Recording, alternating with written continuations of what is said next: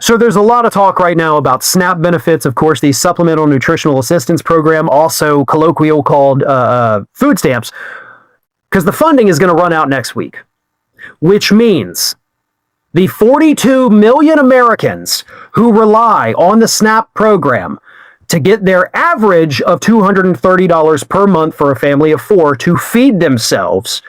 So, I mean, it's pennies, but they depend on it.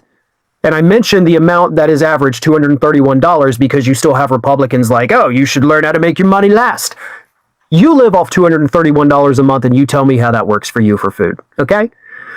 But anyway, the funding is running out due to the fact that the federal government is, of course, still shut down.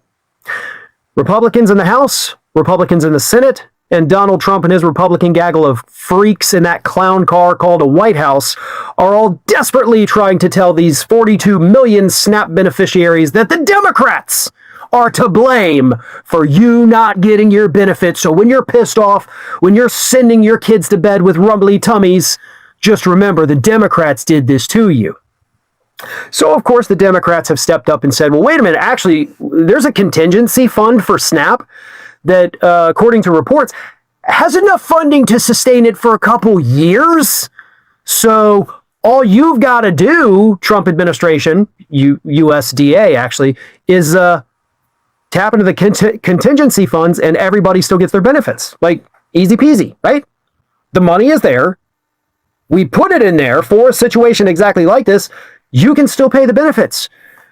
But the U.S. Department of Agriculture says, no, actually, we can't use those contingency funds because that's only for like a natural disaster type emergency. You know, if the Hurricane Melissa makes landfall here, then, you know, maybe we could tap some contingency funds to give those specific people a little bit of money. But other than that, yeah, our hands are tied, they say. The Trump administration has said the same thing. Mike Johnson, Republican Speaker of the House, who knows how the contingency fund works, by the way, has said the same thing. No, we can't tap these emergency funds during this emergency. That's silly. But you know who doesn't actually say that? The guidelines that govern the U.S. Department of Agriculture itself.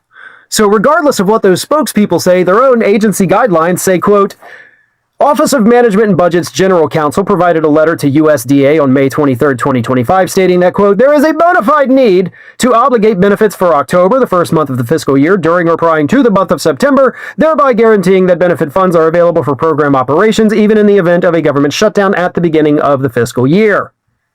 In addition, congressional intent is evident that SNAP's operation should continue since the program has been provided with multi-year contingency funds that can be used for state administrative expenses to ensure that the state can also continue operations during a federal government shutdown.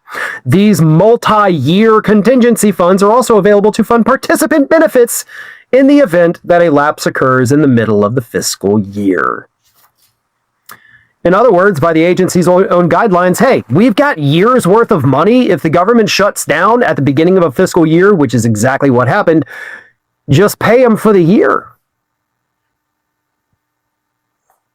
That's that. Like, that's literally what the agency's own guidelines say.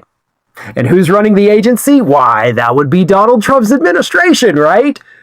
So if those benefits do unfortunately dry up next month or next week, which I hope to God they do not, but if they do, it's not the Democrats' fault, even though the USDA website right now has a big banner on their homepage saying, this is the Democrat shutdown. Democrats aren't the ones withholding your benefits. That decision is coming from Donald Trump himself.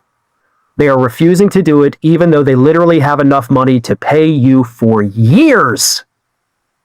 They're not doing it because they want you to suffer, and then in your suffering, to blame the Democrats.